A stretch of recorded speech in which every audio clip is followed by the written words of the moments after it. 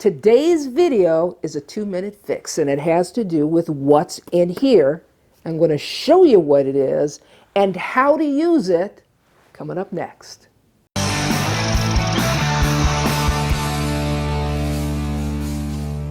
Hi everybody, I'm Leah of seejanedrill, and if this is your first time here, can I just say welcome to you.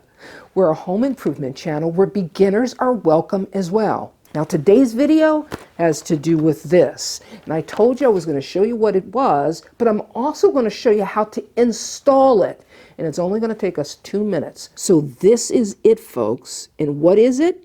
It's an illuminated cover plate for a wall outlet. Now let me tell you what I like about it.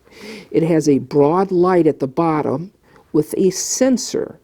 And so the light doesn't stay on constantly, it only stays on when it's dark. So it works as a night light, but it also helps you find an outlet in the dark. Now I'm going to open this thing up so you can really take a look at it so I can show you how it works. Let me show you how simplistic it is and how DIY friendly it is. Anybody can install one of these things. So here we go. Let me turn it over so you can get a look at the back, and then you're going to see the magic of what we've got here. Now we've got 2 copper fins, and that's what energizes the unit, okay? That's what gives the light at the bottom its power, and of course the sensor here.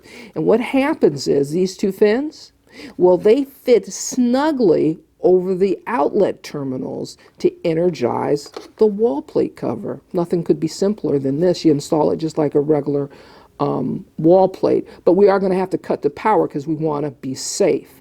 Now, I will tell you this. I spent $10 for this at Lowe's, and what I'll do is I'll leave a link in the description below so you can check it out for yourself. Let me show you how easy it is to install.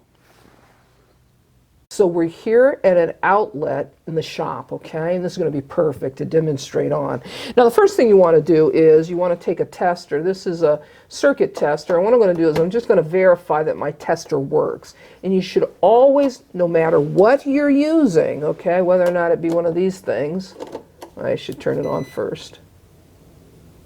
You should always make certain that you verify that the tools that you're using to make certain that your outlet isn't energized, that they actually work first. So I always go to a live outlet like this one here before I cut the power, just to make certain that everything's operating. Because the last thing you want to do is use a tool that's got a faulty light that doesn't work and the unit is still energized. So check it out first, be safe. Okay, I've cut the power to the outlet. Let's see if it's energized. Okay, I've plugged that in. We've got no light, so that tells me that it's not.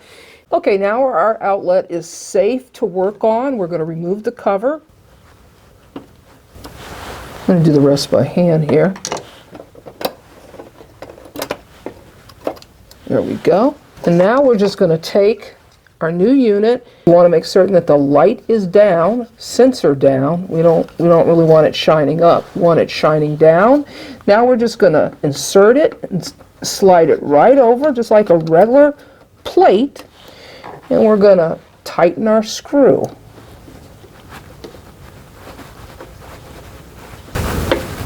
Okay, don't over tighten. You just want it on there, and you want it on there snugly. It is. Now let's turn the outlet on and let's see what we got. We've got our outlet plate installed. I've turned the power back on.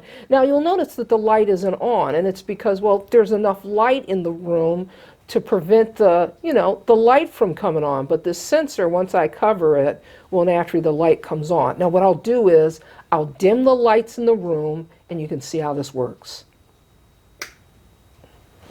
Now keep in mind, those copper fins on the side, you may have to adjust them. You might bend them in just a little bit to make certain you get in contact with the terminals on the outlet. This is Leah saying you can do this. See you next time.